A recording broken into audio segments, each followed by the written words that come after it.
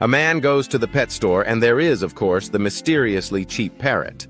When he asks about it, they tell him that it was in an abusive home, and although the parrot is fine, it picked up terrible language and needs an understanding home. The guy replies, "I live alone and I'm not offended by anything. I would love to help this bird out." So he buys the parrot and takes it home. And true to the pet shop's word, the parrot is friendly and happy to be in a nice home, but it talks constantly and everything it says is a put down or insult. The man can't even walk across the room without being told in a detail that he is a failure as a human being.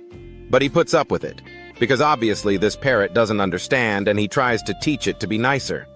Nothing really works, and the little bit of irritation at the constant insults grows and grows. Finally, one day after the parrot wakes him up in the middle of the night screaming about he's a worthless disappointment, the man snaps. He runs over, grabs the bird by the neck, then turns and shoves it into the freezer just to shut it up. Inside the freezer, the parrot keeps screaming insults and banging on the door. Then, after a few minutes, the parrot goes quiet. Suddenly, the man realizes what he's done and is overcome with remorse. He rushes over to the freezer and yanks open the door. The parrot walks out and says, "I would like to apologize. I now realize that my previous behavior may have offended you, and that was never my intention. Going forward, I hope that we can have a much more civil relationship."